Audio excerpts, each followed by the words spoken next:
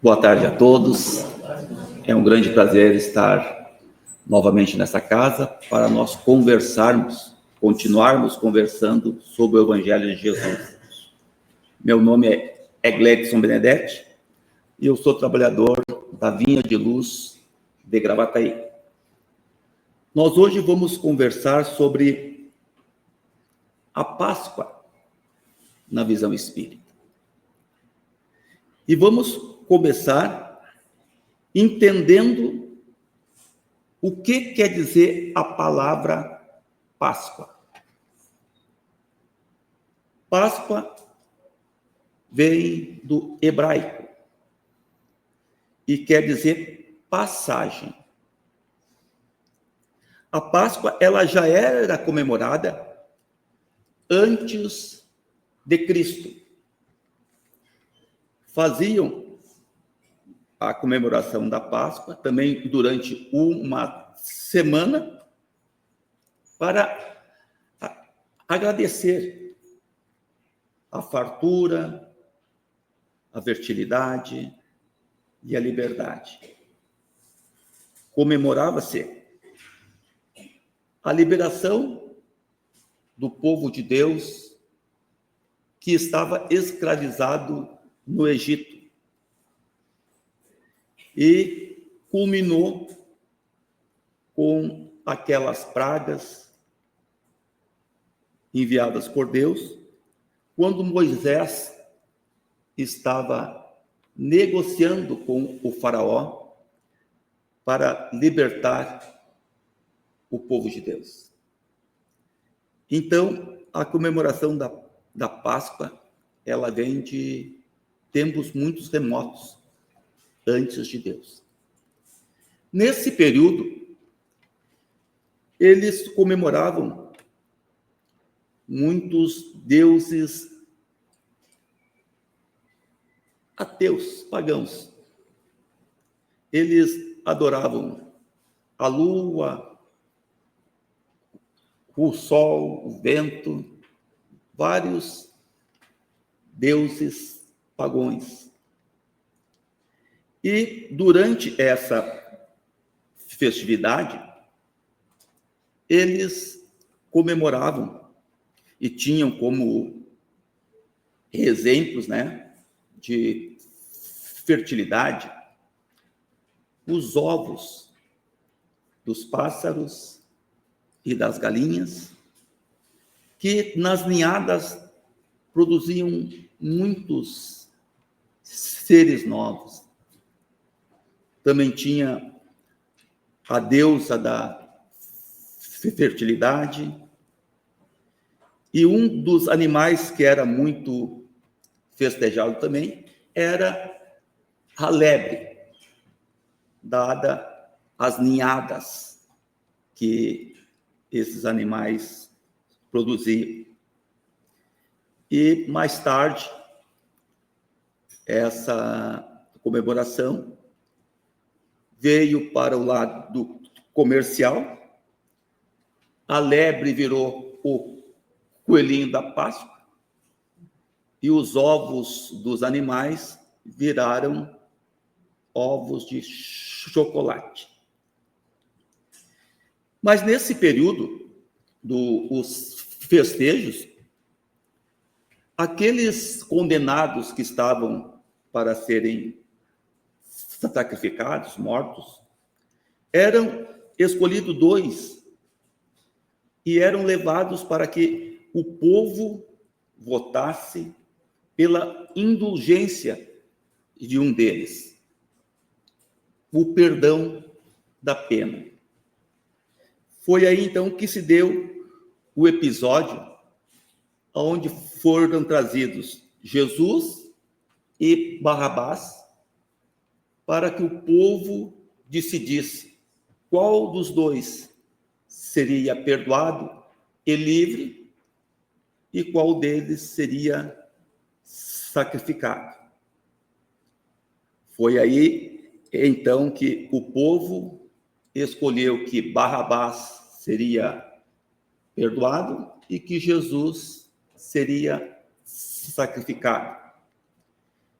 Foi nesse momento, então, que Pilatos teve aquela cena que ele, numa bacia, lavou as mãos, porque ele não queria ter sobre os ombros dele aquele peso de estar condenando à morte um justo, que era Jesus. Então, nós tivemos nessas comemorações da Páscoa a crucificação de Jesus na sexta-feira, e no domingo houve a sua ressurreição. E ele se mostrou para algumas pessoas antes de retornar para o plano espiritual. E aí, nesse período, estabeleceu-se alguns significados, algumas coisas que ficaram para sempre. Porque Jesus, quando ele veio para o planeta Terra, ele veio em missão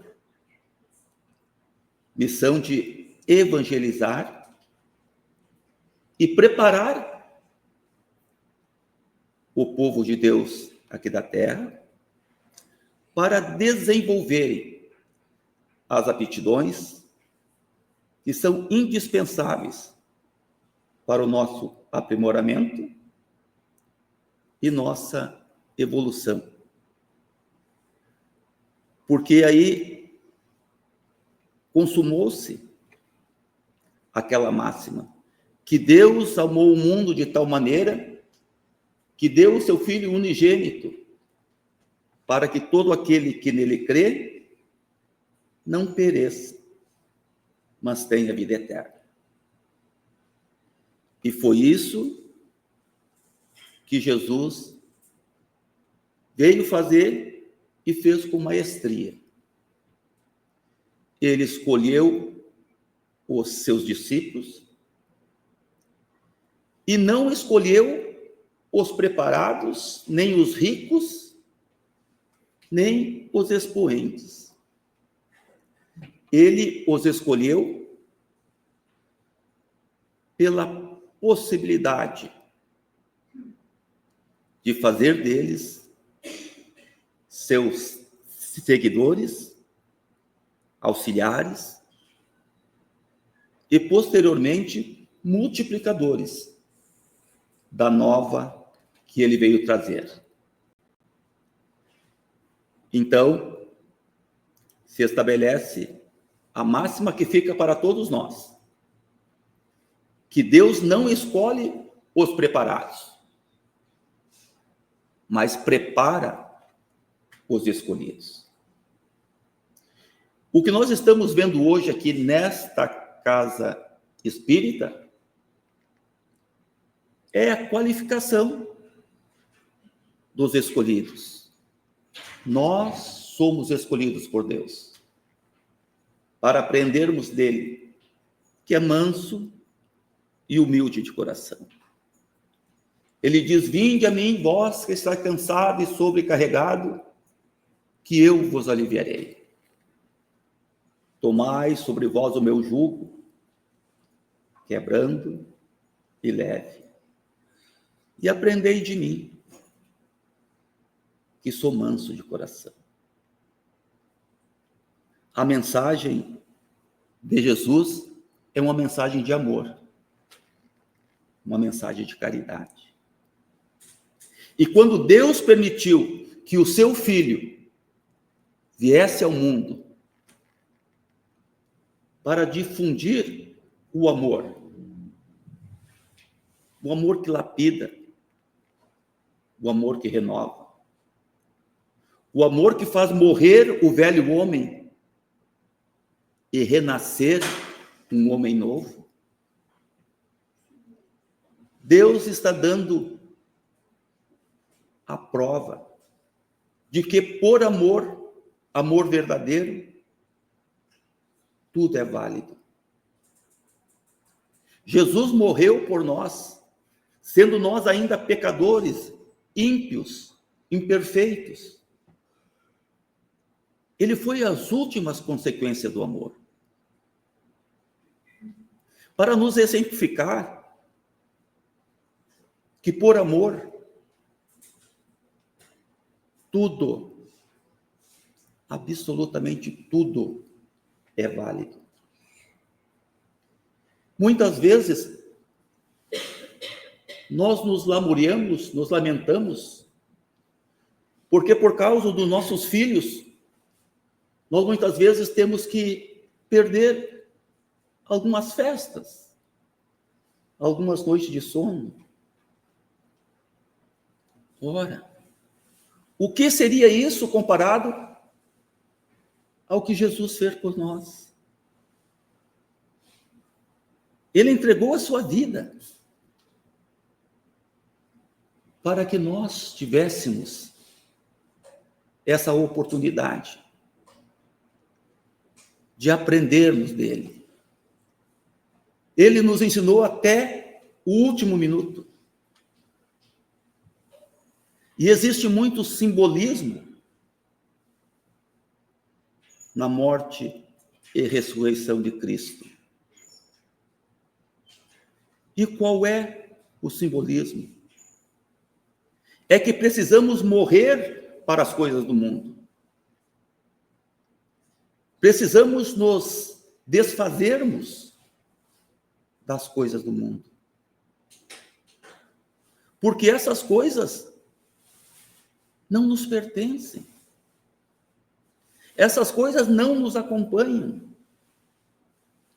Tudo o que existe aqui na terra ficará na terra.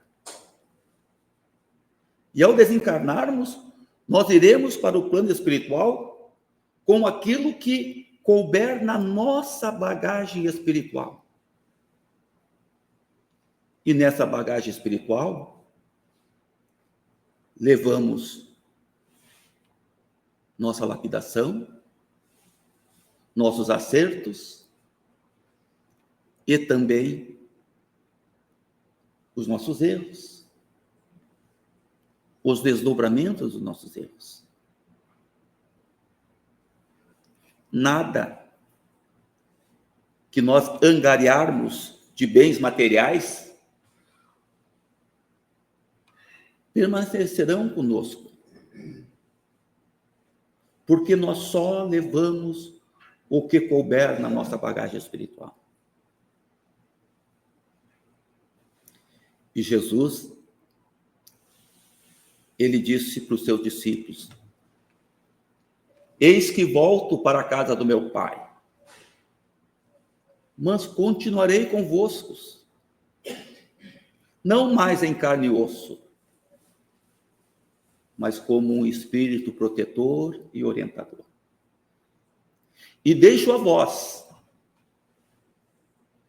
como os multiplicadores de tudo o que aprendestes comigo. E aí ele falou: idem por todo mundo e pregai o evangelho a toda criatura. Quem crer será salvo. Quem não crer será condenado. E aí a gente precisa entender o que Jesus quis dizer com isso. Quem crer será salvo porque internalizará os ensinamentos de Jesus. E internalizando, vai promover a sua lapidação, vai promover a sua evolução. E nos tornando melhores, teremos uma vida eterna de paz, tranquilidade e felicidade. Aquele que não crer será condenado. Mas não é mais como no tempo de Moisés, em que Deus mandava as pragas para aquele que não acreditava nele.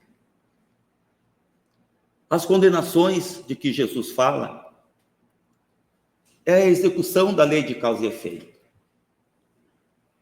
Quem não crê será condenado por seus próprios atos.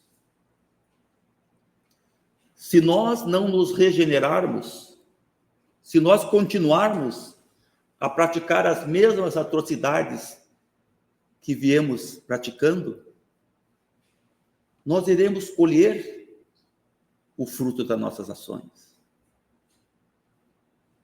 E o fruto do mal é sofrimento. Assim como o fruto do amor é bondade. Quando Jesus diz que fora da caridade não há salvação, ele está querendo dizer que somente nos auxiliando uns aos outros conseguiremos abrandar os sofrimentos uns dos outros. E precisamos ter claro para nós que quem está ajudando hoje, amanhã poderá ser o necessitado. E quando nós estamos ajudando, nós estamos mostrando para o nosso irmão fragilizado que o auxílio é válido, que o auxílio é importante. E possivelmente ele será tocado. E quando ele enxergar alguém fragilizado, ele também se lembrará do auxílio que recebeu e auxiliará ao próximo, fazendo como o bom samaritano. Todas as parábolas, todas as mensagens de Jesus e, posteriormente, as mensagens dos discípulos e dos apóstolos, elas vão se encaixando de tal forma que é um ensinamento didático. De tal forma que uma coisa vai se encaixando na outra, vai se complementando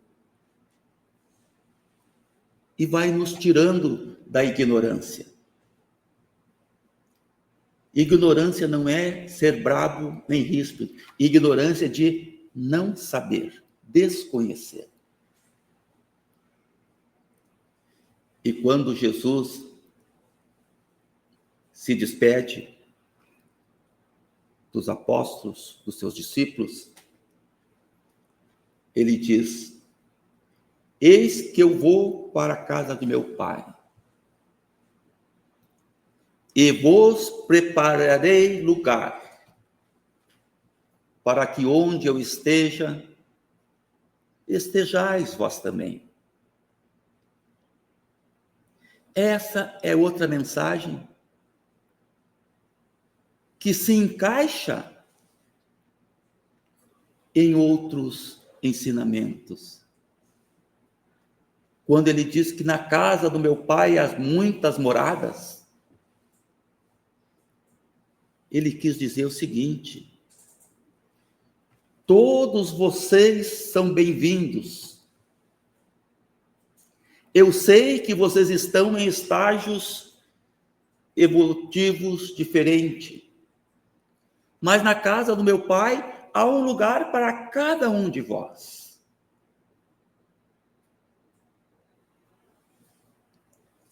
E na casa do Pai que ama, na casa do Pai que quer o melhor para nós, além da moradia, há também o estudo, a continuidade do estudo, para que possamos nos prepararmos para dias melhores. A terra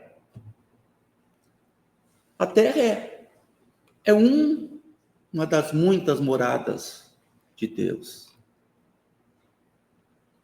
Os países são subdivisões da morada de Deus aqui na terra. Os estados, os municípios, são subdivisões das muitas moradas de Deus. E precisamos compreender isso de uma forma muito fácil de entender. Existem países desenvolvidos, existem países subdesenvolvidos, existem países de muita miséria, existem países de guerras, existem países onde as enfermidades estão muito presentes. E todos nós somos alocados nessas muitas moradas de Deus. Porque aonde nós estamos é o melhor lugar. É o melhor lugar para que nós possamos recebermos o ensinamento de Deus. Recebermos o amparo divino. Aí nós vamos dizer, mas como? Se na África eles passam fome, se na Ucrânia tem guerra, tem bombardeios. Meus irmãos, já falamos anteriormente que hoje em dia Deus não manda mais as pragas como mandou na época de Moisés. Hoje é a aplicação da lei de causa e efeito. É por merecimento. Nós nascemos e vivemos aonde nós merecemos. E se estiver ruim, creiam, merecemos estar nesse lugar ruim. Porque é uma das muitas possibilidades de nós virmos, através do sofrimento educativo, virmos a compreender que precisamos mudar, que precisamos fazer algo diferente para merecermos um lugar melhor, uma condição melhor. E Jesus, ele sabia que seria crucificado. Ele sabia que a sua missão na terra culminaria com a sua crucificação. Mas mesmo assim, ele aceitou a missão de Deus e veio nos entregar o seu amor, nos exemplificar o seu amor, em nos mostrar que tudo aquilo que se faz em nome de Deus, seguindo os ensinamentos de Deus, produzirá uma recompensa benéfica. Jesus era puro e aceitou peregrinar na terra, passando por muitas dificuldades, para exemplificar que tudo aquilo que se faz em prol do nosso semelhante vai render bons frutos. E ele veio nos ensinar também que a vida é eterna. Jesus reencarnou, andou por aqui, pregou, ensinou, curou, multiplicou os pães, os peixes, alimentou, e depois desencarnou. E antes de subir para o plano espiritual, ele se mostrou para os seus discípulos, para poder dizer a eles que para Deus nada é impossível. E que a vida eterna que Ele tem é a vida eterna que cada um de nós também temos. Nós somos portadores dessa vida eterna. Nós encarnamos e desencarnamos como um processo evolutivo para irmos nos melhorando e nos tornando dignos da glória de Deus. Jesus não precisa mais reencarnar. Ele já era puro. Ele reencarnou em missão.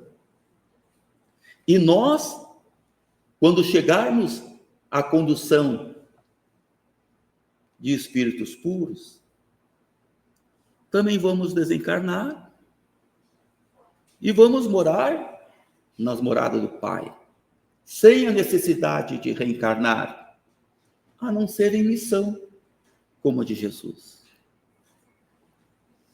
Então, esse ensinamento de que é preciso morrer o homem velho para renascer o homem novo, é um ensinamento de que as nossas melhorias têm que ser crescentes, diárias. Deve morrer o homem velho todos os dias, e todos os dias renascer um novo homem.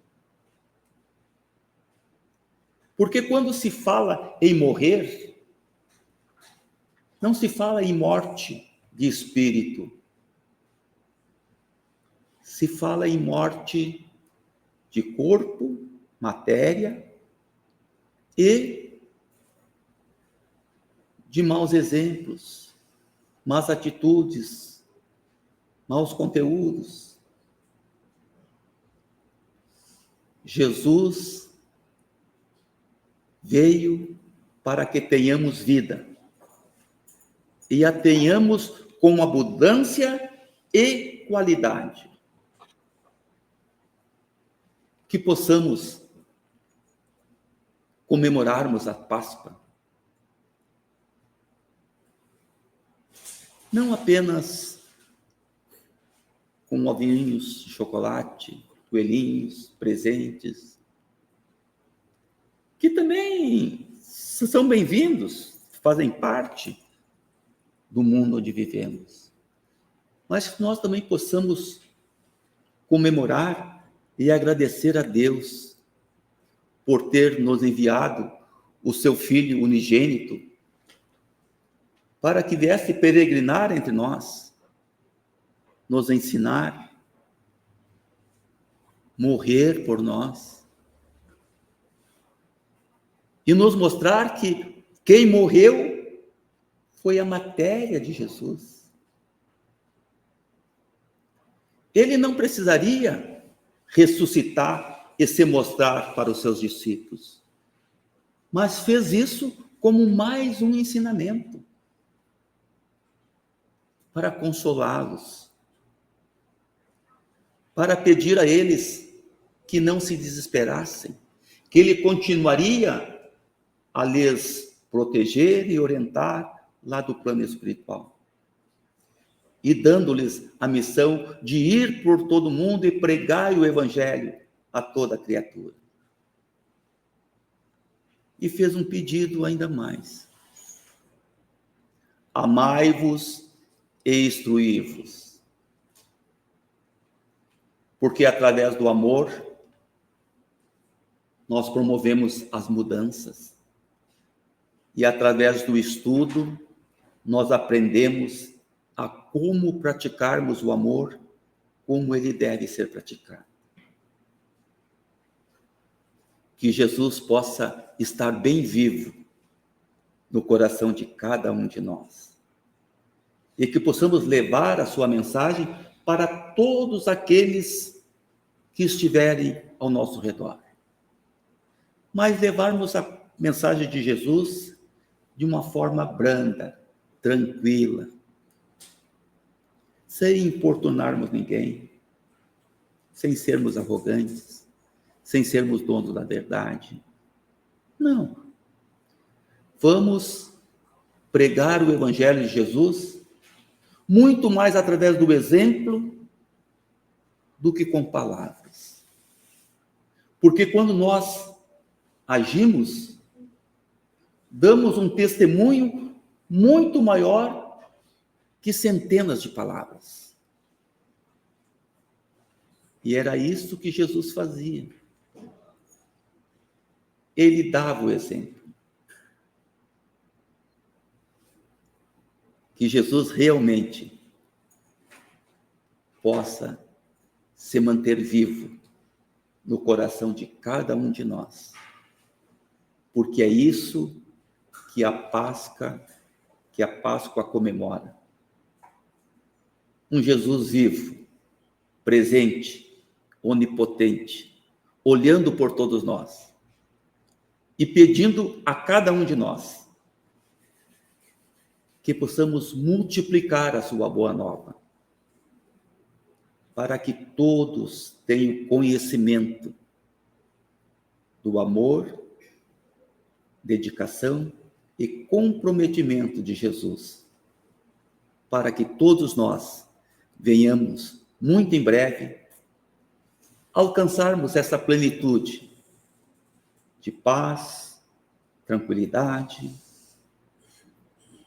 e que possamos nos tornarmos trabalhadores da seara de Cristo, assim como Jesus foi, como seus apóstolos foram, e tantos outros benfeitores têm seguido esse exemplo. Muito obrigado.